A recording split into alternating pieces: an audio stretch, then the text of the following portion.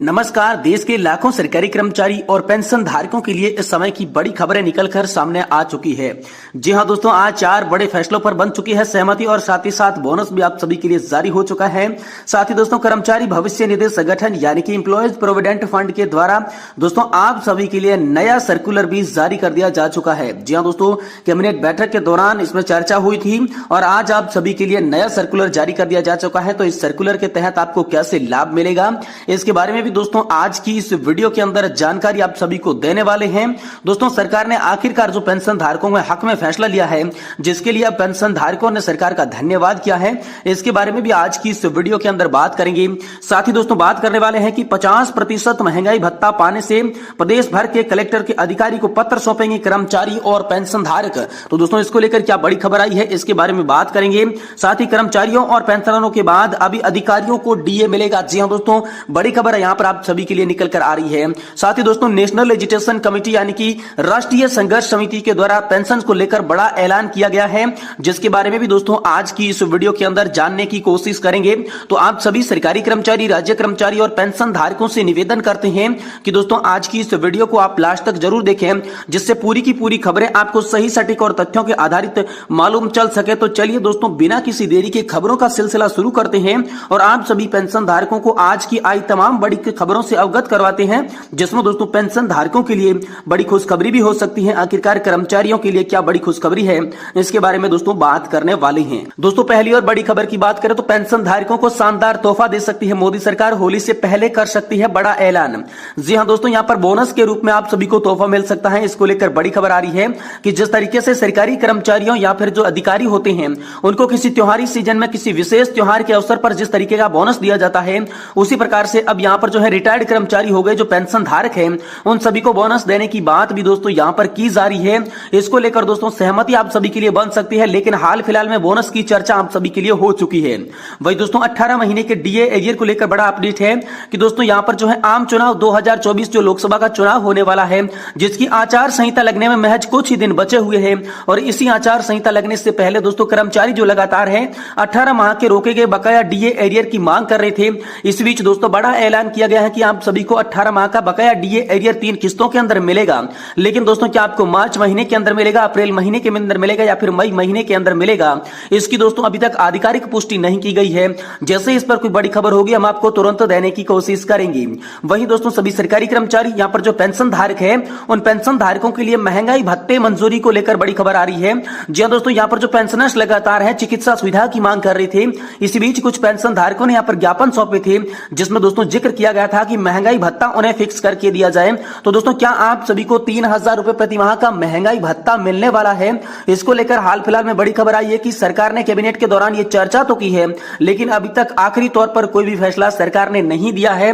तो इसके तहत हम कह नहीं सकते कि कितनी आपको यहां पर जो है महंगाई भत्ते के रूप में किस्त मिलने वाली है, लेकिन दोस्तों आप सभी के लिए जो है हाल फिलहाल में बड़ी खुशखबरी मिल सकती है महंगाई भत्ते को लेकर। साथ ही साथ मेडिकल सुविधा को लेकर बड़ी खुशखबरी आ सकती है, क्योंकि इससे पहले भी दोस्तों संसद के अंदर भी आप सभी के लिए 2014 के बाद ये पहला बदलाव बताया जा रहा था, जिसकी संसद के अंदर मांग उठी थी कि आखिरकार चिकित्सा सुविधा सभी को मुहैया करवानी चाहिए, जिसमें दोस्तों राज्यसभा और श्रम मंत्रालय ने भी यहाँ पर जो आदेश जारी किए थे, जिसके तहत ईपीएफओ ने यहाँ पर नया सर्कुलर जारी किया है और इस सर्कुलर के तहत अब पेंशन धारकों को मेडिकल अलाउंस का भी लाभ दिया जाएगा। इसको लेकर हाल फिलहाल में आप सभी के लिए बड़ी खबर निकलकर हाल फिलहाल में सामने आ चुकी है। वहीं दोस्तों 50% महंगाई भत्ता पाने प्रदेश भर से कलेक्ट्रेट अधिकारी को सौंपेंगे कर्मचारी और पेंशन धारक ज्ञापन। तो दोस्तों यहां पर जो है आप सभी के लिए बड़ी खबर है कि यहां पर जो है केंद्रीय कर्मचारियों के पिछड़े चुके प्रदेश में लोक सेवा अब अपने अधिकार के लिए सड़क पर उतरने की तैयारी कर चुकी है। मध्य प्रदेश अधिकारी कर्मचारी संयुक्त मोर्चा के योगेंद्र दुबे ने बताया कि 15 मार्च दिन शुक्रवार को देय तिथि से एरियर सहित 8% महंगाई भत्ता दिए जाने की मांग को लेकर मुख्यमंत्री मध्य प्रदेश शासन के नाम अधिकार यहां पर जो है आधिकारिक पत्र कलेक्ट्रेट को सौंपा जाएगा। यह कर्मचारियों का अधिकार है। जबलपुर जिला स्थित अटल उपाध्याय ने समस्त सहयोगी संगठनों के साथ इस दौरान अपने अधिकार की शामिल होने पर जोर दे दिया है। दोस्तों केंद्र सरकार ने अपने कर्मचारियों को जनवरी 2024 से 50% महंगाई भत्ता देने की घोषणा कर चुकी है।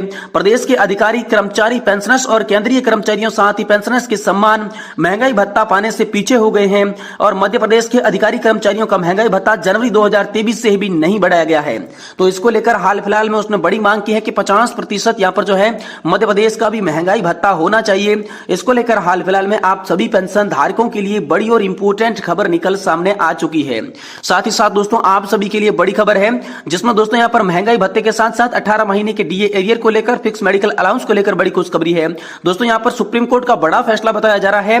पेंशन देने से इनकार करना अनुच्छेद 21 का उल्लंघन यहाँ पर सुप्रीम कोर्ट ने बता दिया है कि यदि कोई रिटायर्ड कर्मचारी और पेंशन मांग रहा है, अगर सरकार या फिर ईपीएफओ से पेंशन देने के इनकार कर देती है तो यह अनुच्छेद 21 का उल्लंघन माना जाएगा। सुप्रीम कोर्ट ने कहा कि सेवानिवृत्त कर्मचारी की गरिमा को कायम रखने के लिए पेंशन जरूरी है, पेंशन देने से इनकार नहीं किया जा सकता। पेंशन उनका अधिकार है, कोई किसी प्रकार की दी जाने वाली भीख नहीं है, इसलिए पेंशन देने से मना यहाँ पर जो ईपीएफओ है वो नहीं कर सकता। वही दोस्तों यहाँ पर जो है आप सभी के फिटमैन फैक्ट जो कि कर्मचारियों का होता है, जिसके तहत भी दोस्तों बढ़ोतरी देखने को मिल सकती है।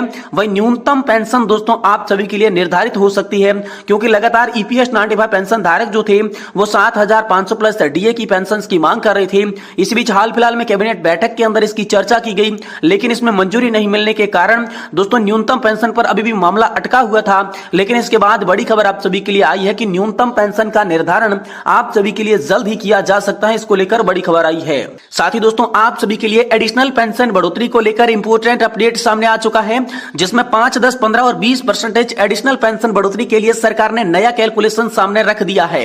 जी हां दोस्तों, आप सभी को 65 साल की एज पर 5, 70 की 10 और साथ ही 75 साल की एज होने पर 15% एडिशनल पेंशन में बढ़ोतरी का लाभ मिलेगा। और साथ ही दोस्तों आप सभी को 20% एडिशनल पेंशन बढ़ोतरी पाने के लिए 80 क्रॉस करने की जरूरत नहीं है। जब भी कोई सरकारी कर्मचारी रिटायर होने के बाद जब 80 या फिर 79 ईयर्स की एज क्रॉस कर लेता है तो दोस्तों उन्हें 20% यहां पर एडिशनल पेंशन में बढ़ोतरी का लाभ मिलेगा। उन्हें 80 क्रॉस करने की जरूरत नहीं होगी। दोस्तों ये बड़ा आदेश हाल फिलहाल में सरकार की तरफ से आप सभी पेंशन धारकों के लिए निकलकर सामने आ चुका है।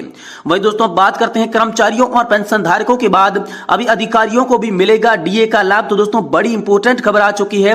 दोस्तों मुख्यमंत्री, वित्त मंत्री और मुख्य सचिव से सोशल मीडिया पर एक्स पर पोस्ट किया कि राज्य कर्मचारी संघ के पूर्व प्रदेश अध्यक्ष और भारतीय राज्य पेंशनर्स महासचिव छत्तीसगढ़ के प्रांतीय अध्यक्ष वीरेंद्र सिंह नामदेव ने उत्तर प्रदेश की भांति छत्तीसगढ़ में भी कर्मचारियों और पेंशनरों के बाद एआईएस अधिकारियों को यहां पर जो है महंगाई भत्ता मिले, ऐसी व्यवस्था शुरू करने पर बल दे दिया है। दोस्तों नामदेव ने कहा है कि सरकार द्वारा घोषित महंगाई भत्ता और महंगाई राहत की किस्त जब तक राज्य सरकार राज्य कर्मचारी और पेंशनर्स ने जारी न कर दे तब तक राज्य के पदस्थ आईएएस अधिकारियों को भुगतान करने के आदेश जारी करने पर रोक लगाई जाए।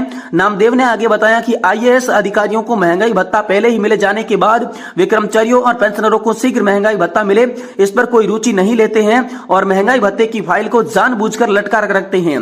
तो दोस्तों वित्तीय संकट दिखाकर बताया जाता है कि मुखिया के निर्णय लेने पर रोकने पर कामयाब हो जाता है। खुद केंद्र सरकार के कर्मचारी होने का लाभ उठाकर अपने आदेश को सफल हो जाते हैं, लेकिन यहाँ पर जो है कर्मचारियों और पेंशन धारकों को लाभ नहीं मिल पाता। वही दोस्तों विज्ञप्ति में बताया गया कि हाल ही में विधानसभा चुनाव के दौरान निर्वाचन आयोग से कर्मचारियों को महंगाई भत्ता देने की अनुमति लेकर बिना ही अनुमति अपना आदेश कर लिया और 3 माह से अधिक समय हो जाने के बाद भी कर्मचारियों और पेंशनरों का आदेश जारी करने पर अब तक कोई भी कार्रवाई का पता नहीं चला है। इसलिए राज्य सरकार को निर्णय लेकर कर्मचारियों और पेंशन धारकों के बाद आईएएस अधिकारियों के लिए आदेश जारी करने का निर्णय कैबिनेट से पारित करवाना चाहिए। इसको लेकर दोस्तों हाल फिलहाल में आप सभी के लिए बड़ी खबर सामने आ चुकी है।